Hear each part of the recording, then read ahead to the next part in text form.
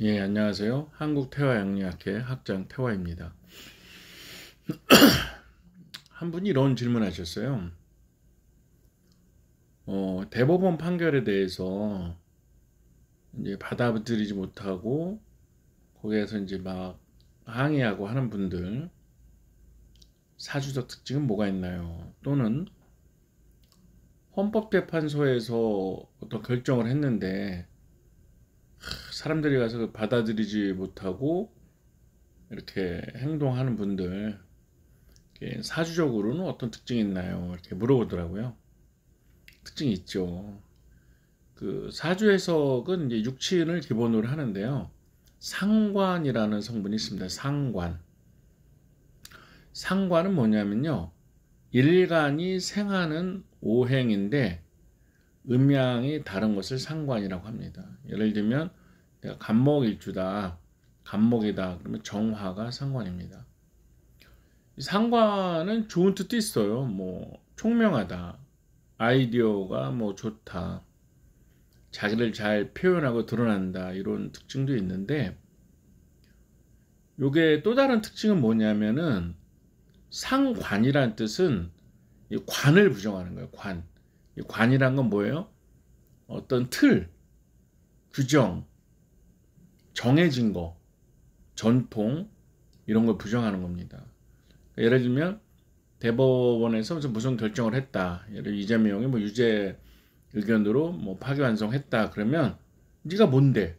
이렇게 하는 게 상관입니다. 그러니까 부정하는 거죠, 권위를. 똑같죠. 뭐 헌법재판소에서 무슨 결정을 했다면 니들이 뭔데? 이런 거죠.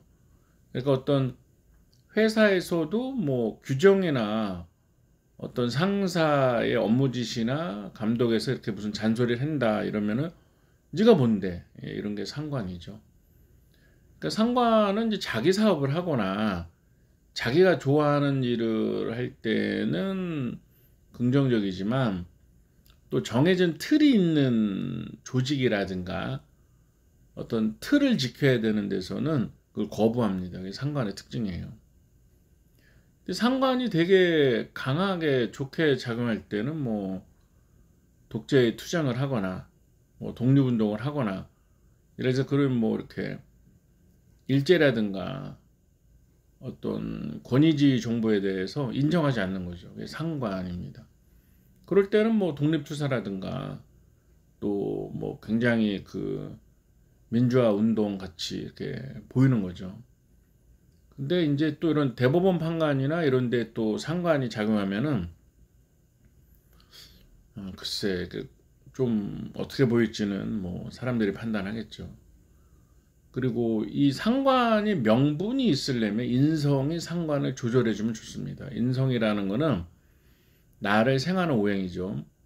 예를 들어 간목이라면 아까 정화가 상관이라고 했는데 수가 인성이 되겠죠. 이 수가 불을 적당히 이렇게 견제 조절해주면 불이 빛날 수 있습니다. 하지만 통제가 안 되는 불, 통제가 안 되는 상관은 그냥 범법자 또는 사회의 부적응자가 될 수가 있어요. 근데 상관이 또 이제 거짓말이라는 뜻이 있어요. 상관은 거짓말. 그러니까 상관이 있는 사람은 말을 잘하는데 조금 이제 사자, 거짓말로 가기도 합니다. 그러니까 이제 거짓말 유죄받은 사람들이 이렇게 상관이 사주에 또 많이 있더라고요. 뭐 이름을 지금 말하긴 그렇고요. 그러니까 뭐 사주 찾아보면 감정한 것들이 있습니다. 상관에 대해서요. 상관격에 대해서도 또 상관을 잘 쓰는 사람들에 대해서도 말을 드린 적이 있습니다. 저는 이런 생각이 듭니다. 어떤 오행이 무조건 좋거나 나쁜 게 아니라 그게 견제와 이렇게 조절을 받은 상태에서 작용하면 정말 빛날 수 있습니다. 상관도 인성, 그러니까 상관패인이라고 합니다. 인성이 조절을 해주면 정말 빛나는 사람, 그 사회에 필요한 사람이 될 수 있는데 이 상관이 인성이 없을 때는 이제 사기꾼이 되거나 그냥 무조건 반대만 하는 사람, 무조건 뭐 직장 가서 여기 적응 못하고 저기 적응 못하고 때려치고 나오고 누가 상사가 한 말 더 하면 싸우고 나오고 그렇게 되는 거죠. 그 다음에 법이라든가 어떤 모임의 규정, 틀 이런 걸 이제 부정하게 되죠. 그럼 뭐 모임도 불행하고 그 사람도 불행하게 되는 것이죠. 상관이 이렇게 인성에 이렇게 도움을 받으면, 조절을 받으면 또 정말 좋은 문학 작품이나 많은 언변력이나 그렇게 잘 할 수가 있어요. 또 상관이 잘 있는 사람은 요리도 잘하더라고요. 근데 인성의 통제를 못 받는 상관은 이렇게 감정을 해보면 사기꾼이 많더라고요. 그렇습니다. 그래서 우리가 자기 의견을 표출해더라도 선이 있어야 되고요. 그 다음에 사회 공통된 또 관념이나 대법원 판결이라면 이 대한민국 판결 중에서는 그래도 어떤 판단인데, 그걸 뭐 이렇게 상관적 기질이 너무 강하면 이게 좀 체제 부정이나 또 반대만을 위한 반대로 보일 수가 있거든요. 그래서 그래서 인성이라는 거는 양심, 자기를 돌아봄 이런 것도 다 인성작용이거든요. 물론 독서도 인성이고 뭐 엄마도 인성이지만 인성이라는 거는 이렇게 자기를 돌아봄, 이것도 인성이 될 수가 있습니다. 예, 그래서 혹시 직장을 때려치고 싶거나 상사가 뭐라 그러면 굉장히 화가 나는 사람들이 있다면 사주를 한번 이렇게 분석해 보세요. 그래서 나한테 상관이 좀 있나? 그럼 상관이 있으면 이거 좀 인성이 있나? 인성이 없으면 정말 명상이라든가 자기 수양을 좀 많이 하면 또 인성이 있는 것처럼 작동을 합니다. 그렇게 되면은 또 이렇게 직장도 잘 다닐 수 있고 이렇게 하게 되는 것이죠. 우리들 안에는 또 이렇게 자기 사주대로 살아가는 인자들이 있어요. 그래서 이렇게 반대를 잘하는 사람들은 이렇게 상관이 있는 경우가 많습니다. 상관이 꼭 나쁜 건 아니고요. 이렇게 자기 사업을 할 때 뭐 자영업이라든가 또는 광고 이런 거 할 때 언변력이 굉장히 좋아요. 아이디어도 좋고 문구도 아주 잘 이렇게 뽑아내더라고요. 또 자기 PR 또는 외부에 보이는 영업 이런 거 할 때 또 상관은 잘 하고, 또 제가 아는 상관을 잘 쓰는 사람 보면은 좀 재주가 있더라고요. 또 재주라는 건 뭐냐면 새로운 걸 좀 만들어내는, 또 다른 관점에서 보는 그런 재주가 있더라 이렇게 봅니다. 상관이 나쁘다는 얘기를 하는 게 아니고요. 조절이 됐을 때, 인성에 의해 조절이 됐을 때, 그래서 인성이라는 거는 자기 양심, 통제, 그랬을 때 정말 빛나고 사회에서 훌륭한 인재가 되더라. 명리학적 관점에서 이렇게 말씀을 드린 거예요.